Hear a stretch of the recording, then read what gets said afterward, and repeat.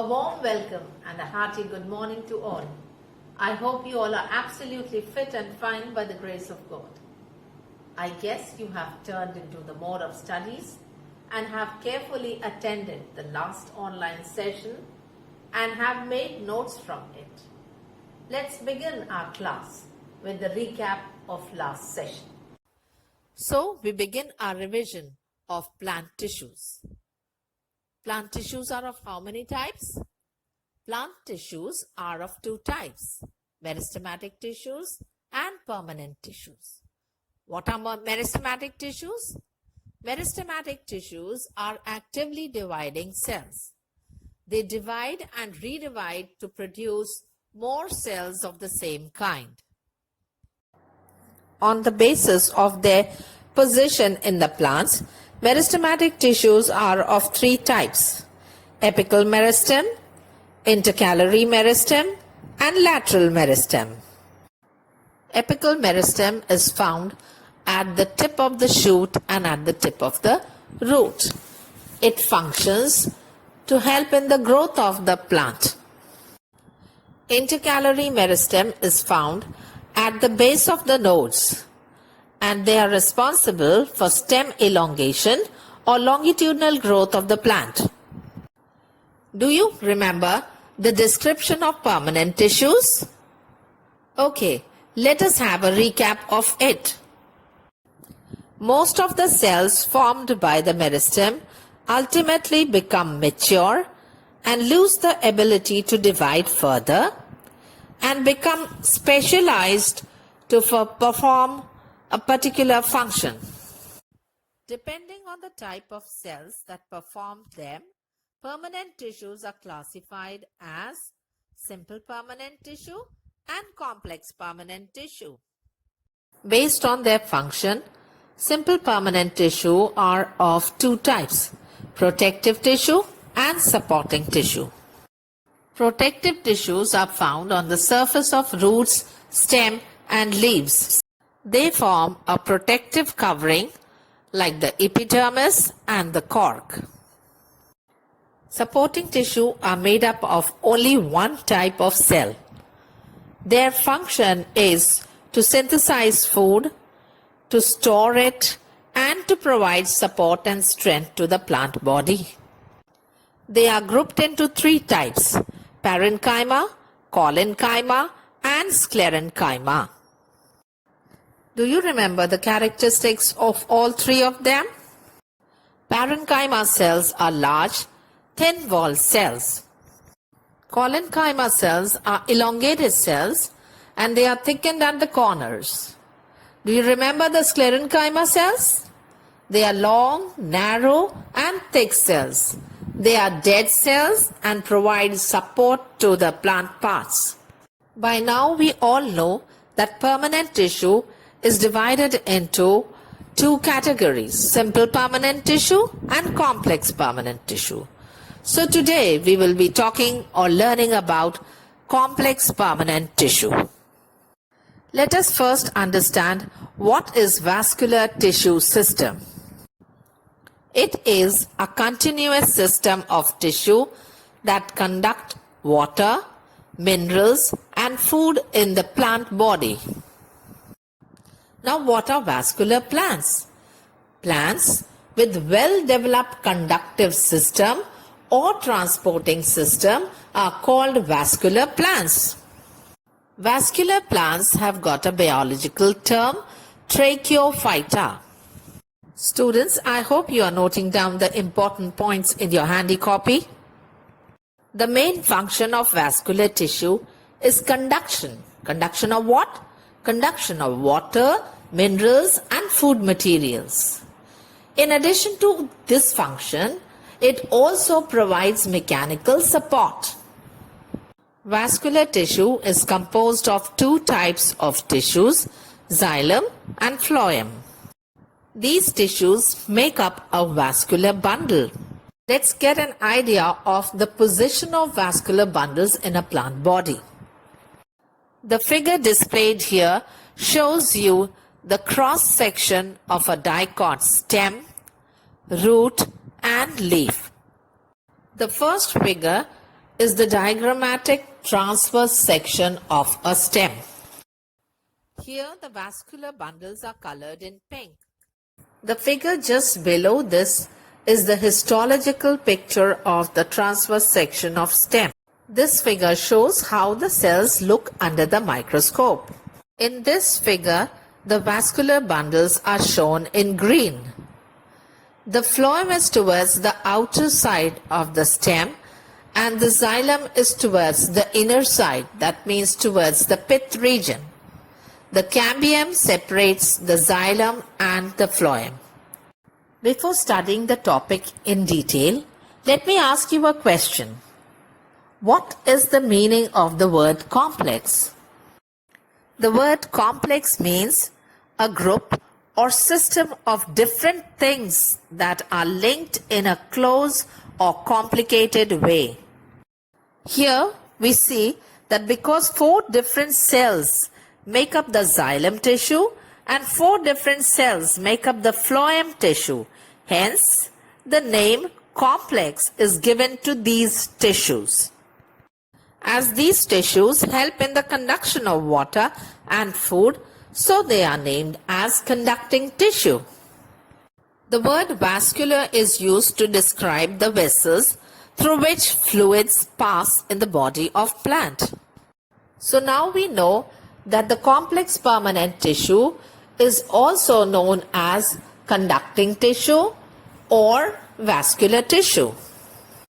So now we can say that the complex tissue consists of more than one type of cells which work together as a unit. Complex tissue helps in the transportation of organic materials, water and minerals up and down the plants.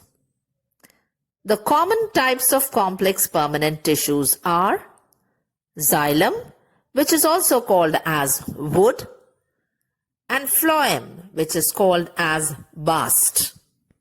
Now let us study about the xylem. The name xylem is taken from a Greek word xylos, which means wood, and this was proposed by Carl Nageli in 1858. Xylem cells are thick-walled. They are found in the form of tubular passages. Its main function is conduction of water and minerals from roots up to the leaves. It also provides mechanical support to the plant. Xylem is a complex tissue composed of many types of cells. The 4 xylary components or the 4 cells that make up the xylem are tracheids, vessels, xylem fibers and xylem parenchyma. Out of these, only xylem parenchyma are the living cells. We will not go into the detailed study of these xylary components, as the detailed study of all these 4 types of cells is not required in your standard. Observe the figure displayed here.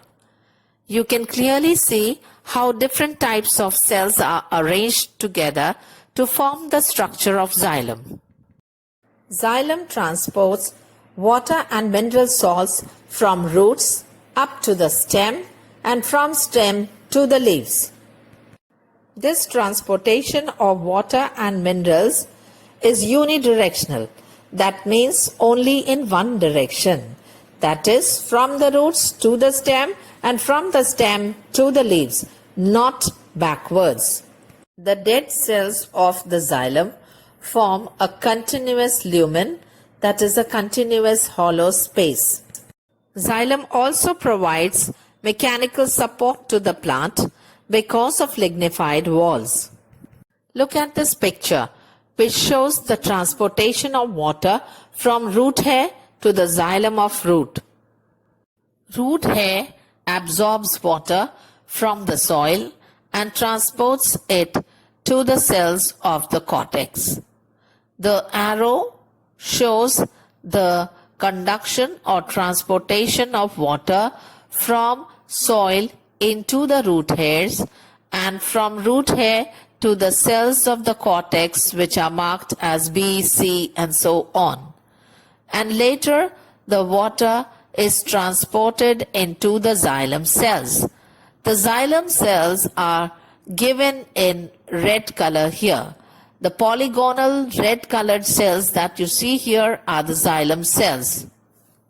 Water is transported from the roots to the stem by the help of xylem cells. This is possible because the xylem cells of the root lie in continuation with the xylem cells of the stem. We have studied the functions of xylem, and we know that xylem is responsible for the conduction of water and minerals from the soil into the stem, and from the stem to the leaves, to the flowers, etc. This we will prove with the help of an activity. This activity is given on page number 4 as activity 1.2. Here I have taken 2 glasses. One glass is filled with plain water. The other glass is filled with water in which I have mixed red ink, and that has turned into dark pink color. I took white colored flowers and have kept them in plain water. You can see the color of the flowers are white. Same variety of flowers I had taken and kept in this glass, and you can see the change in the color. This proves that water, the pink colored water, is transported through the stem upwards into the flowers. This proves that xylem is responsible for the transportation of water in the plant body. I took another flower of white color. This also is kept in the red ink. You can see that it has started to suck water, and the color of the petals have started to change a little. They are now taking up a slight pink color. This also shows that xylem tissue is responsible for the conduction of water and minerals from the soil. So now it is proved. We shall move on to study phloem. If I ask you what is phloem, yes, you would answer that phloem is a complex permanent tissue. I'll ask you what is its function. You will say it is a food conducting tissue of vascular plants. The term phloem is taken from a Greek word phloios, meaning bark. This term was introduced by Carl Nageli in 1853. Bark is a non-technical term describing all tissues outside secondary xylem. Bark includes secondary phloem, primary phloem, cortex, and periderm. Phloem is composed of several types of cells. The 4 types of cells which make up phloem are sieve tubes, companion cells, phloem parenchyma, and phloem fibers. The picture displayed here clearly shows that all the 4 types of cells are arranged to form the tissue phloem. Functions of phloem are: it transports organic food throughout the plant. Conduction occurs in both directions. That means upwards and downwards in the stem. Phloem fibers of some plants are sources of commercial fibers. Example, jute, hemp, flax. Phloem is formed of long and tubular cells of 4 types: sieve tube, companion cells, phloem fibers, and phloem parenchyma. All phloem cells are living except phloem fibers. Like xylem vessels, sieve tubes are also joined end to end.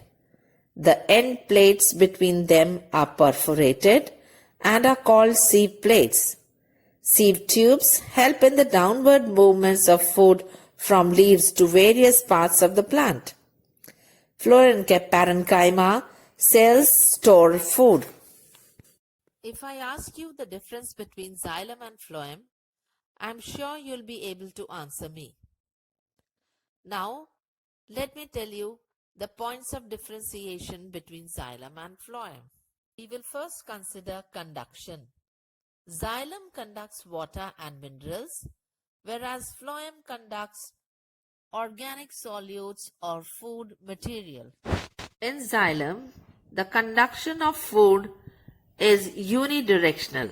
That means it takes place only in one direction, that is from the roots to the stem. But in phloem, the conduction of food is bidirectional, that is in upward direction as well as in downwards direction also.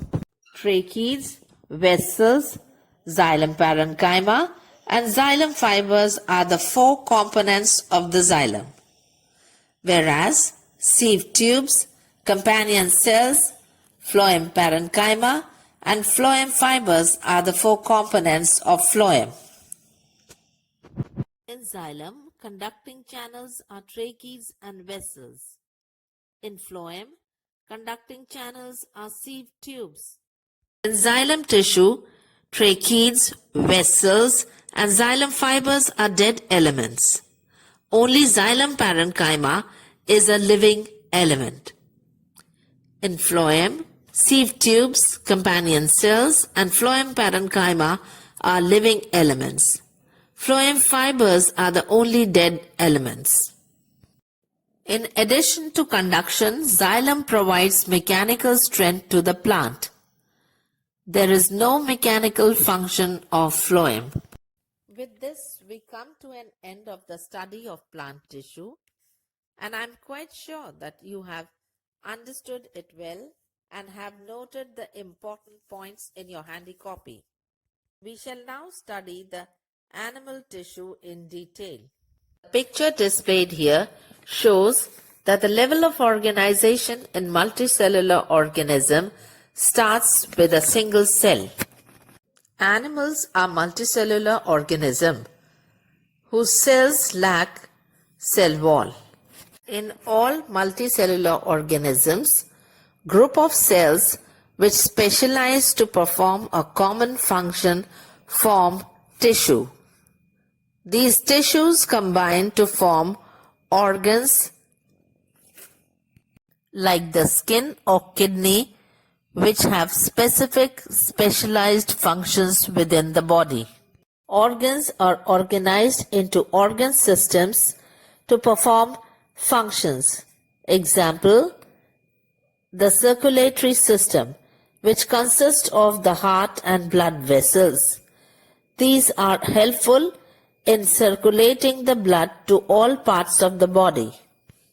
Different organ systems come together to create an entire organism. Organs in animals are composed of a number of different tissue types. This can be understood by the example of stomach. The picture displayed here shows different types of muscles which make up stomach. Stomach, muscle tissue contracts and breaks up food. Epithelial tissue lines the stomach. Nervous tissue signals when the stomach is full. Connective tissue supports the stomach wall. Animal tissues are divided into 4 categories on the basis of the function that they perform. These tissues are epithelial tissues, connective tissues, muscular tissues, and nervous tissue. Can you repeat their names? Like epithelial tissues, connective tissue, muscular tissue, and nervous tissue. Epithelial tissue is a fundamental animal tissue. It forms a continuous sheet of closely packed cells which covers the entire external or internal surface of the animal body. It is characterized by the following properties.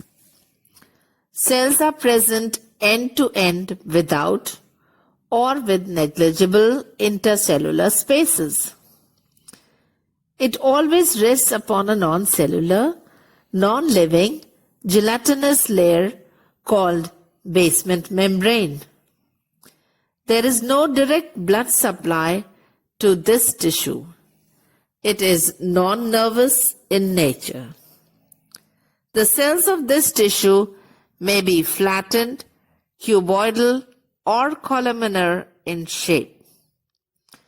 The cells may be present in a single layer or in many layers, one above the other.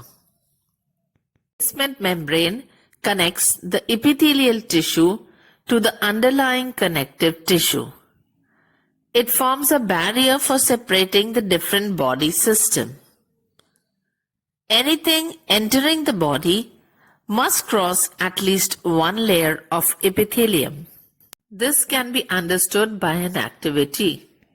What happens when you apply moisturizer or oil on your hands? Yes, you're right, it gets absorbed after some time. In order to get absorbed, oil had to cross one layer of epithelium. This layer occurs over the skin, lining of mouth, parts of alimentary canal, lung alveoli, lining of respiratory tract, reproductive tract, blood vessels, and different types of glands. Epithelial tissues have many functions to perform, like protection. Epithelium lining over the skin protects the body from drying up, protects it from microorganisms and from chemical injury. Similar protection is carried out by it in the linings of the mouth, nasal tract, and alimentary canal. Absorption. Some epithelium have become specialized for absorption. Example, intestinal mucosa. Excretion. Epithelium lining the different parts of kidney tubules take part in ultrafiltration, secretion, and reabsorption to produce urine. Exchange of gases in the lining of the lung alveoli allows diffusion of gases between blood and alveolar air. Epithelium having cilia help in movement of various types of materials. Glandular epithelium produces secretions. Example, tear, gastric juice, mucus, intestinal juice. Germinal epithelium produces male and female gametes. Sensory epithelium is specialized to receive sensations. Example, nasal epithelium and taste buds. On the basis of arrangement of layers, cell shapes and functions, epithelial tissue are classified into three categories. On the basis of arrangement of layers, epithelial tissue are of two types, simple epithelium and stratified epithelium. On the basis of the cell shape, they are of three types, squamous epithelium, cuboidal epithelium, and columnar epithelium. On the basis of the functions they perform, they are of four types, ciliated epithelium, glandular epithelium, sensory epithelium, and germinal epithelium. Cells of simple epithelial tissue are arranged in a single layer, whereas cells of stratified epithelial tissues are arranged in more than one layer. Based on the structure, there are 6 different types of epithelial tissues: squamous epithelium, cuboidal epithelium, columnar epithelium, ciliated epithelium, glandular epithelium, and sensory epithelium. We shall now study the basic structure of all these cells.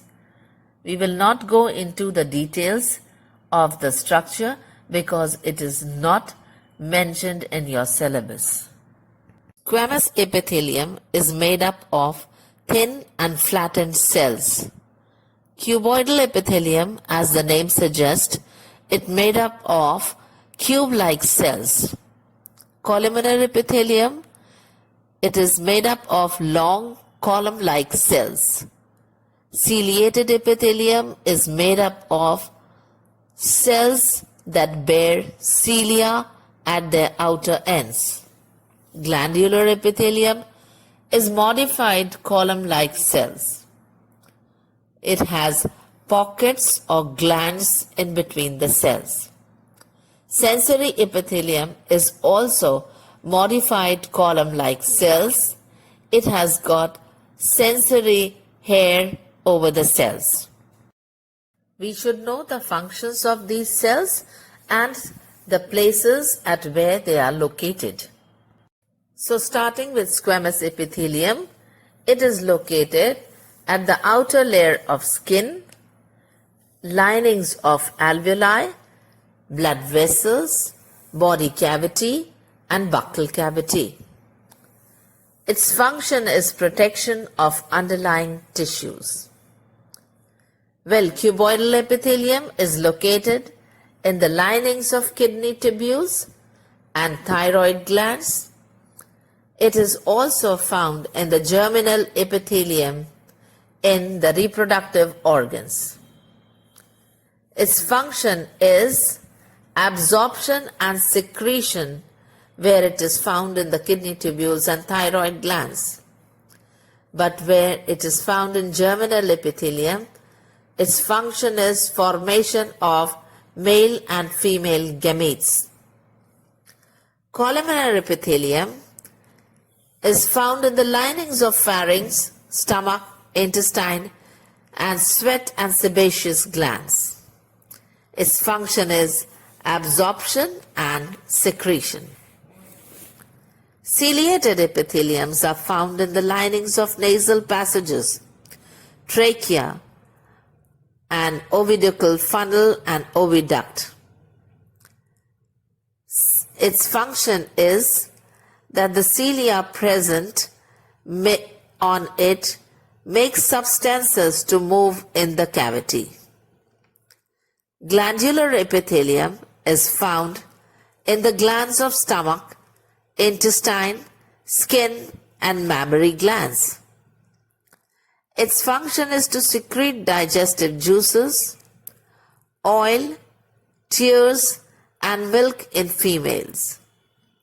Sensory epithelium is located in the sense organs, that is the taste buds, ears, nose, eyes, and its function is to collect sensory stimuli. Next type of animal tissue is connective tissue. Listening to this name, what comes to your mind? Yes, its name gives a hint. The word connective tissue says that it has something to do with the connection or with binding. So we'll define it as connective tissues are a group of tissues which connects or binds other tissues in the body. Different types of connective tissues are found in different parts of the body. Example, bone cells in bone, plasma cells in blood, and fat cells in various organs. Connective tissue is characterized by a large amount of intercellular substance called ground substance or matrix. Matrix helps in connecting, binding, packing, and supporting different structures of the animal body. Matrix may be jelly-like, fluid, solid, dense or rigid. On the basis of nature of matrix, types of connective tissues are connective tissue proper, fluid connective tissue, and skeletal connective tissue. Connective tissue proper is again classified into areolar tissue, adipose tissue, white fibrous tissue, yellow elastic tissue, and reticular tissue. Fluid connective tissue is divided as blood. Skeletal connective tissue is classified as cartilage and bone. Name the different types of proper connective tissue. They are areolar, adipose, white fibrous, yellow elastic, and reticular connective tissues. Areolar tissue is the most widely distributed connective tissue type in vertebrates, especially beneath the skin. Let's do an activity. Pull the skin of your hand. Now release it. What happens? It returns to its normal position. This is possible because of the areolar tissue that is present beneath the skin. It is also found in the dermis, ligaments, that is fibers joining bone, tendons, that is fibers joining muscles to bones, and in sheaths of muscles. It supports and builds a wide variety of body structures. So we have understood that areolar tissue is a connective tissue found between skin and muscles, around blood vessels, and nerves in bone marrow. It fills the space inside the body. It functions to support internal organs, helps in repair of tissues, and it produces antibodies and other chemicals to fight microorganisms. Adipose tissue is a modified areolar tissue in which the cells become very large and oval because of the storage of fat globules. The cells are called adipocytes. Its function is to store fat as a source of energy and to provide insulation and padding, especially in the skin and around the kidneys and heart. It also protects various parts of the body against injury. We have learnt that adipose tissue is made up of cells that are filled with fat globules. It is a connective tissue that is found below the skin and between the internal organs. What are the functions? It stores fat. It is kept as a reserve and used when required. Storage of fat makes it act as an insulator. Forms shock-absorbing cushions around the organs. Rounds of body contours and provides shape to various parts of the body. White fibrous tissue. The white fibrous tissue is especially rich in white collagen fibers. Collagen fibers you will study in the higher classes. These are similar to but thicker than those found in the areolar tissues. This tissue is very tough and inelastic. It appears as cords or sheets. As cords, the white fibers run parallel to form cords called tendons. Tendons connect the skeletal muscles with the bones. They are specialized extensions or prolongations of the muscles. They are formed of bundles of collagen fibers. At one end, they are formed from the core of the muscle, and at the other end attached to a bone. Some of the tendons are Achilles tendon and hamstring tendon. As you can see the picture displayed here, this picture shows the position of Achilles tendon. It is just above the ankle region. And hamstring tendon is found below the knee. Yellow elastic tissue. The yellow elastic tissue consists mainly of a loose network of yellow elastin fibers. These elastic fibers are much thicker than similar to those of areolar tissues. This tissue combines strength with great flexibility. It also has two forms, cords and sheets. The cords formed by this tissue are called ligaments.